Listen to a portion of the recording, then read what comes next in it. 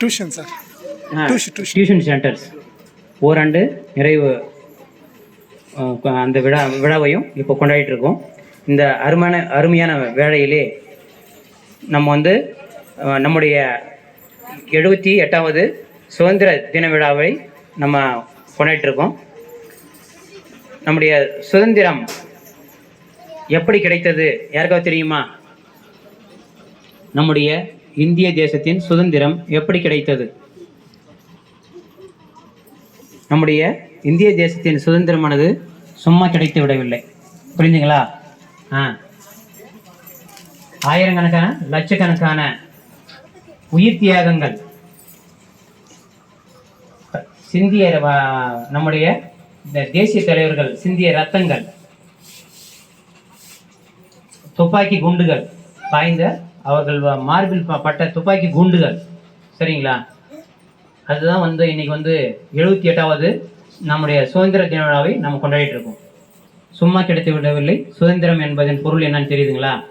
ஆமாம், இந்த நம்முடைய இந்திய தேசத்தினுடைய தேசிய கொடியில் 3 வண்ணங்கள் அமைக்கப்பட்டுள்ளது.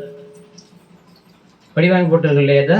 3 வண்ணங்கள். இந்த 3 வண்ணத்தில் இந்த சிவப்பு நிறம் என்பதுதான் தியாகத்தை குறிக்கிறது. காவி நிறம் இருக்கு இல்லையா?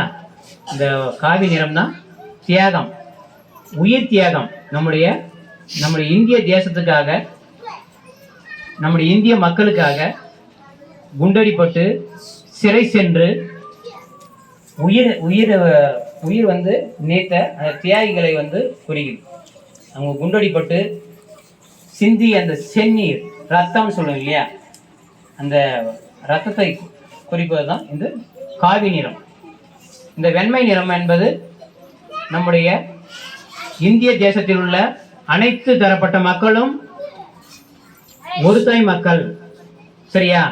சகோதர சகோதரிகள், அனைத்து மதத்தினரும் அனைத்து இனத்தவரும் ஒன்றுதான் மனிதர் என்ற ஒரு குடையின் கீழ், வேற்றுமையில் ஒற்றுமை அப்படின்ற ஒரு குடையின் கீழ் அனைவரும் சமம், அனைவரும் சகோதர சகோதரிகள் என்பதை உணர்த்துவதுதான் நாங்கள் வந்து தூய்மையானவர்கள். எனது வெண்மை என்பது தூய்மையை குறிக்கும். நம்முடைய மக்கள் வந்து அமைதியை விரும்புபவர்கள், சமாதானத்தை விரும்புபவர்கள் என்பதன் பொருள்தான் இந்த வெண்மை நிறம். இந்த வெண்மை நிறத்துல 24 ஆரங்கள் பதிக்கப்பட்டிருக்கும். சக்கரம் இருக்கு இல்லையா? இதுக்கு பேர் வந்து அசோக சக்கரம். அசோக சக்கரத்துல வந்து 24 கோடுகள் இருக்கும். அப்போ வந்து சுதந்திரம் அடைந்த போது நம்முடைய இந்திய மாநிலங்கள் எத்தனை அப்படின்னு சொன்னா 24.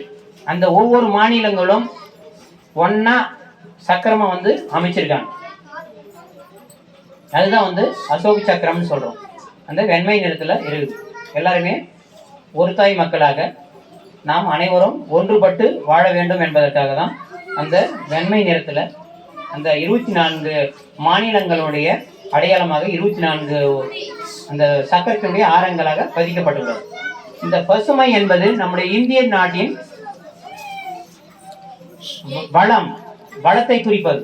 நம்முடைய இந்திய திருநாட்டின் வளம், பொன் பொருள், மக்கள் வளம், அறிவு வளம், கல்வி வளம், சரியா? அனைத்து வளங்களையும் குறிப்பதுதான் இந்த பசுமை நிறம், பச்சை நிறம். இப்படி இது வந்து நம்முடைய தேசிய கொடியினுடைய 3 வண்ணங்களுக்கு பொருள் இது, சரிங்களா? அது மட்டும் இல்லாம இந்த நம்முடைய இந்திய தேசிய கொடியானது எங்கு வடிவமைக்கப்பட்டது முதல்ல அப்படின்னு சொன்னா, எங்க வடிவமைக்கப்பட்டது?